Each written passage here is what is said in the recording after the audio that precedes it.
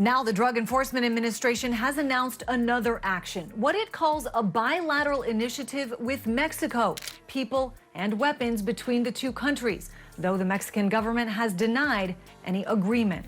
It's aimed at targeting the gatekeepers, those who control the smuggling of drugs. The low growl of cartel vehicles shattered the scrubland's quiet under the scorching desert sun, only a few miles from the U.S. Mexico border. With radios crackling confidently and headlights down, their convoy slithered down the dirt trail. Their perfect plan was meant to be this: to force a shipment valued at millions of dollars into American territory. The Sinaloa and Jalisco networks combined their resources, information, and people. Their leaders assured them that this would be the cleanest run in years, as scouts had already cleared the route and bribed lookouts had waved them through checkpoints. However, the cartels had made a mistake. Men who were experts at drawing predators out of the shadows had set up a trap in what they thought was a perfect smuggling tunnel. The SEALs from the Navy stood by. The operation had been planned for months. From encrypted texts, cartel radio talk, and odd activities along the Rio Grande, intelligence experts had put together patterns. The heat signatures of armed personnel practicing convoy maneuvers in the dead of night were detected by drones flying high overhead. President Trump is now getting the U.S. military involved in the effort to try to combat and dismantle drug cartels around the world. The last time I checked, we don't need another country's permission to safeguard our own national security. A push unlike any other, a strike at the very center of America's southern flank, was the subject of whispers from DEA assets in Mexico.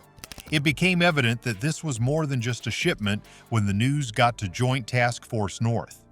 It was an American will test, and to guarantee that the cartel's aspirations ended in flames, Washington approved a strike team.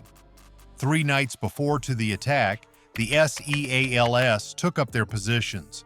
They rappelled into isolated ridgelines while being inserted by Black Hawk helicopters in the dark, carrying loads that were almost as heavy as they were. Instead of charging into battle, their goal was to prepare the battleground. Along the convoy's anticipated route, buried IED countermeasures, claymores, and anti-vehicle mines were meticulously placed. Snipers buried themselves on high ground, their ghillie suits blending in with the sand and cacti. He's already designated them terrorist organizations, and this week has taken some major steps to fight back. Already, Mexico has reported drug operations are up and fentanyl seizures at the border are down. Every fallback path was mapped and every angle of fire was computed. The desert itself had been turned into a weapon by the time the cartel vehicles arrived. Headlights slicing across the sand, the convoy's lead vehicle, a pickup truck with welded steel plates and bulletproofing, thundered over the first checkpoint. 3 heavily loaded cargo trucks followed, accompanied by SUVs equipped with mounted machine guns. The cartel troops were at ease, laughing, drinking from bottles, and even hurling rounds into the air in a show of pride. For them, the border was not a barrier to fear, but a line to cross. They were unaware that the SEAL commander, who was huddled behind a tablet on the ridge, had already received their positions from satellite uplinks. He held off on making the signal until the ideal time, when the center of the convoy was surrounded by choke points. A lot of cartels. They've got a lot of drugs flowing, so, we want to protect our country. We have to... There is no agreement with the DEA, Mexican President Claudia Sheinbaum said Tuesday. Fire erupted on the desert. A mine ripped the lead pickup in an instant, spinning it sideways like a kid's toy, and a tremendous boom split the night open. As fuel tanks burst, flames licked into the sky, illuminating the caravan with a fiery radiance. The SEALs were already ahead of the cartel gunmen as they scurried around, shooting madly into the night. Suppressed weapons crackled in unison from the ridge. Before the cartel's machine gunners could even adjust their aim, they sagged. When the ambushers discovered too late that they were trapped in a death box and not only under fire, chaos erupted throughout the convoy. Moments later, there was a second blast. The side doors of the cargo trucks were torn apart by the explosion of claymores concealed in the sand. Shards of metal and burning debris rained down on the survivors as one truck, loaded with pallets of rifles and ammo, blew up like a fireworks factory. Men's shadows danced grotesquely across the flames as they fled the conflagration, screaming. But the desert spit death back at them wherever they looked. Using night vision, SEAL units meticulously swept the battlefield as they closed in from both sides. Every motion was icy, robotic, and refined through years of practice. The cartel soldiers, who were already seasoned murderers, were outclassed by an unseen foe who struck without notice and vanished into the darkness. Now the Drug Enforcement Administration has announced another action, what it calls a bilateral initiative with Mexico, people and weapons between the two countries, though the Mexican government has denied any agreement. It's aimed at targeting the gatekeepers, those who control the smuggling of drugs. Desperate to outrun the blaze, the driver of one SUV stepped on the throttle as it broke through the melee. The SEALs, however, had expected such a maneuver. From a shoulder launcher, a javelin missile blasted across the sky in a dazzling arc before colliding with the escaping car. The tremor rolled across the dunes as the explosion illuminated the desert like noon. The crackle of burning wreckage and the groans of the injured were the only sounds to break the silence. The ideal plan had collapsed into a cemetery of shattered men and twisted steel. The information retrieved during the ambush was equally as damaging as the damage. Hard drives, encrypted phones, and ledgers left in the blazing trucks were quickly seized by the SEALs when they secured the battlefield. These shipments weren't typical. The consignment contained blueprints of potential future smuggling routes, information about planned attacks on rival factions, and proof of financial ties between corrupt officials and cartel leadership. The value of the intelligence haul exceeded the combined value of the drugs and weapons that were destroyed. The cartels had lost their secrets in addition to their cargo in a single night. There was no mercy for the survivors. Those who raised their hands and dropped their weapons were blindfolded, zip-tied, and taken to secret locations for questioning via helicopter. Those who resisted were buried beneath ash and sand in the desert. The cartel leaders were incensed as they watched from safe houses hundreds of miles away. They had thought that the Americans were too preoccupied with international disputes to send elite troops to the border.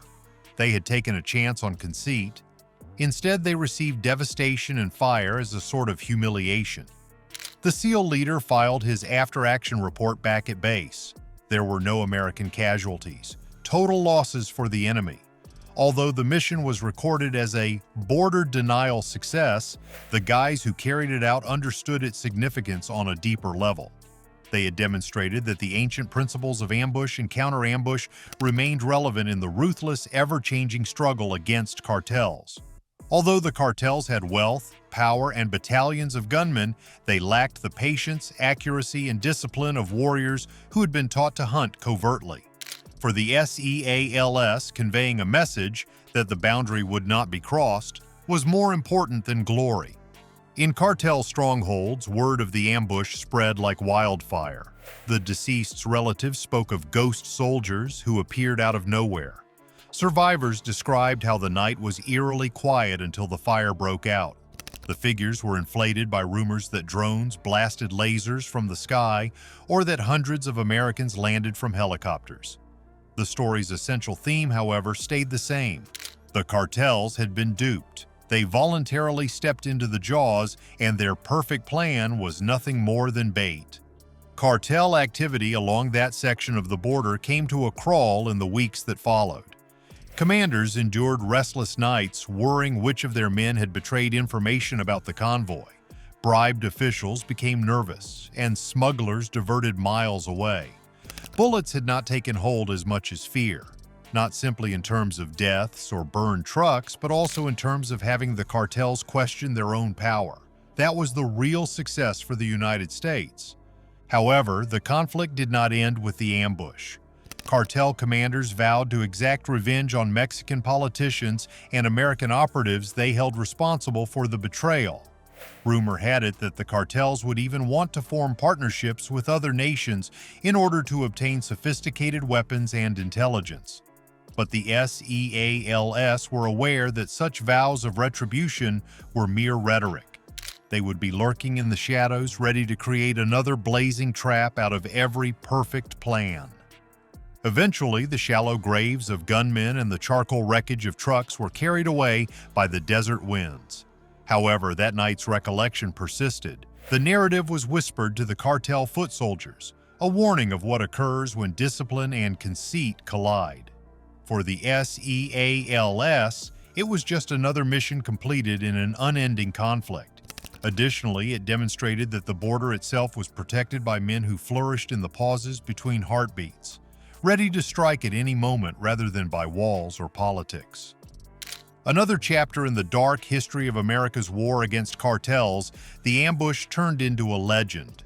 However, legends teach us something.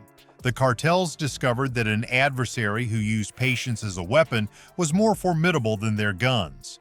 They learned that the desert they believed to be within their control might be transformed into a losing battleground. Additionally, they were mercilessly and brutally reminded that the Navy SEALs did not battle for fame or territory. They battled to stop dangers before they started. For the time being, the border was still theirs.